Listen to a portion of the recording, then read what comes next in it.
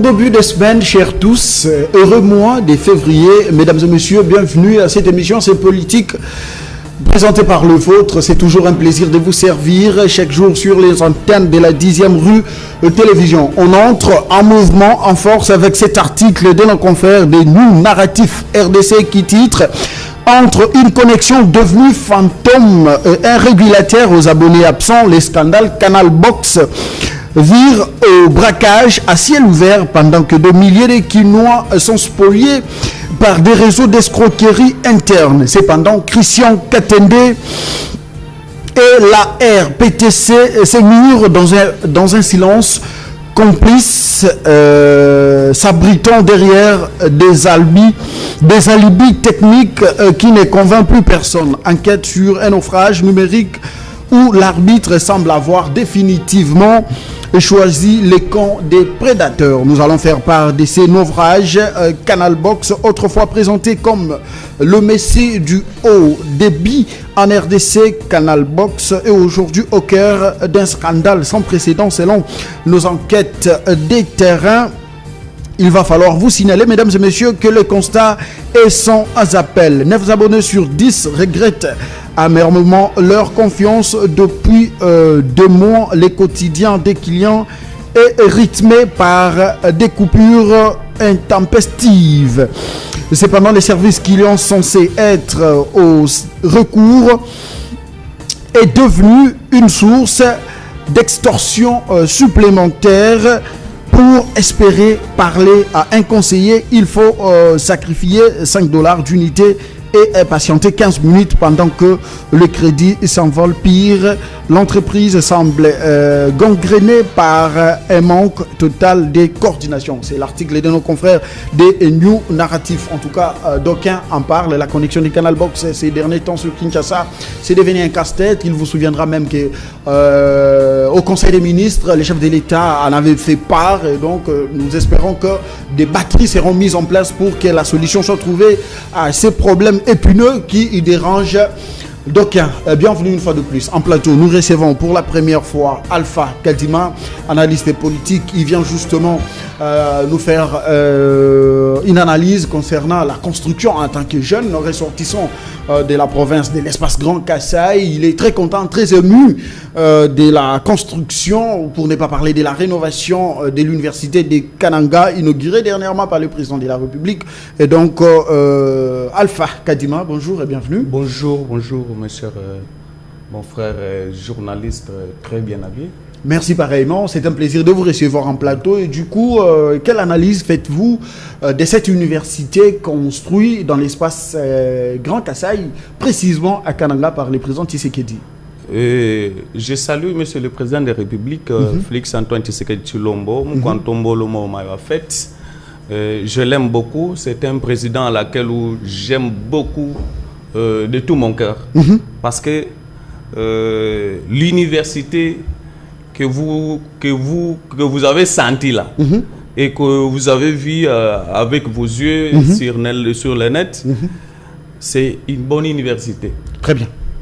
Je vous dis, on a construit donc d'une façon qu'on n'a jamais vue à Kananga. Ça c'est vrai. Donc on a construit une bonne chose. Mais malheureusement, l'état de cette route-là qui mène vers cette université, il y a un problème. Et ce problème-là, ça se pose par l'exécutif provincial qui ne gère pas bien notre province.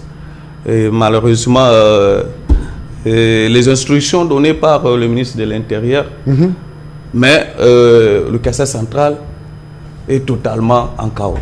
En chaos? Oui. C'est-à-dire l'exécutif provincial, vous voulez parler du gouvernement central et du gouvernement provincial, puis de l'Assemblée provinciale qui ne travaille pas en parfaite collaboration? Effectivement, il y a un conflit d'intérêts entre les deux institutions de province? Oui, effectivement, c'est un problème de députés provinciaux qui trahissent la population. Comment ça? Des souverains primaires. Nous avons besoin, nous avons envoyé des représentants de nous représenter, contrôler tout ce qui est à l'intérêt de la population. Très bien. Et maintenant, la population ne se retrouve pas. À qui la faute? La faute revient aux députés que vous faisiez. La faute revient au gouvernement provincial. La faute revient aux députés. Qui ne savent pas contrôler l'exécutif provincial. Ils ne veulent pas contrôler parce que... Non, ne dites pas ça. Ils ne veulent pas contrôler. Ils ne veulent pas contrôler parce que l'exécutif provincial, il les donne de l'argent. Ils sont corrompus. Vous voulez parler de la corruption au sein de l'Assemblée provinciale? Ils sont corrompus parce qu'ils ne contrôlent pas. Il y a des histoires qui se passent à l'ennemi, mais ils ne parlent pas au gouverneur. Parce que si je vais un peu vous choquer, le budget budgétaire de 2026 qu'on vient de voter, cette budget budgétaire-là, le monsieur, le gouverneur, là, il a corrompu ces députés-là. 3 millions. Disons que 3 millions par 20. Quand même. Vous n'avez pas de 20 députés. Je vous dis. 3 millions par député. 3 millions par député. Ils sont au nombre de combien? 20 députés qui ont voté. Ok. Mais tant que le budget budgétaire de 2025 n'a rien fait, il n'y a pas quelque chose de concret qui a été réalisé. Il n'y a même pas un projet qui est à l'initiative. Mais je me rappelle à l'époque. Qui est en cours. Je me rappelle à l'époque. Qui est même à l'exécution. Ça n'est pas. Alors nous allons dire que des députés nous font un bon travail. Donc vous voulez nous dire que dans la province du Kasaï central, il n'y a pas de projet de grande envergure? Je vous dis, il n'y a pas de projet. Depuis que ce gouverneur a entré, depuis qu'il est gouverneur du Kasaï central. Donc c'est ce qui vient justement apporter une nouvelle espoir à la population en inaugurant cette université et puis en inspectant les travaux de la construction de la route Kalamanouche. Le monsieur est venu, bon, je lui fais cite pour l'inspection. Il est là, il est en train d'inspecter le travail, il supervise.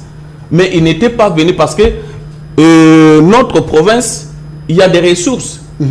Il y a de l'argent qui entre dans le trésor. Ça, c'est vrai. Mais pourquoi pas faire aussi? Est-ce qu'il n'y a pas... L'argent qui est généré dans la province n'est pas utilisé pour des fins de la province. Je vous dis, le monsieur qui est venu là, il est venu pour tuer... Comment il s'appelle d'abord le gouverneur? C'est le gouverneur Moïse Kamboulou Nkonko. Mais apparemment, il a été suspendu par le ministre de l'Intérieur. Il a été suspendu. Mais il réhabilité. Oui, il a été suspendu. Ça s'est été levé par après? Oui, comme il a des experts en tournant des deniers publics qui l'entourent. Je vous dis, on a pris beaucoup de l'argent, on a donné à plusieurs personnes de la population des structures.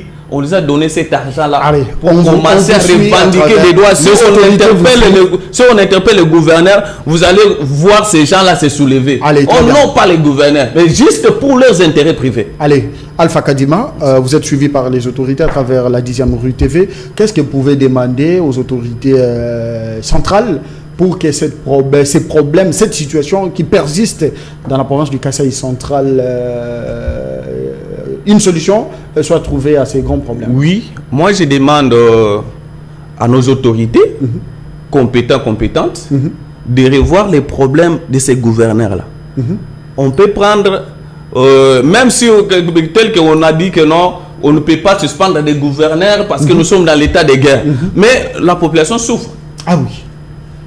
Si ils peuvent donner les instructions aux gouverneurs de mieux faire avec des fonds de rétrocession, des fonds provinciaux, qu'ils puissent faire quelque chose de concret. C'est ce que nous avons besoin. Très bien. Nous connaissons l'ancien gouverneur qui était parti, John Kabea. Donc nous avons un peu le rond-point Imokassa. Ici nous passons, nous allons voir des noms. Ça c'était nos fonds provinciaux. Même si c'est l'épée, nous connaissons ça, c'est notre intérêt.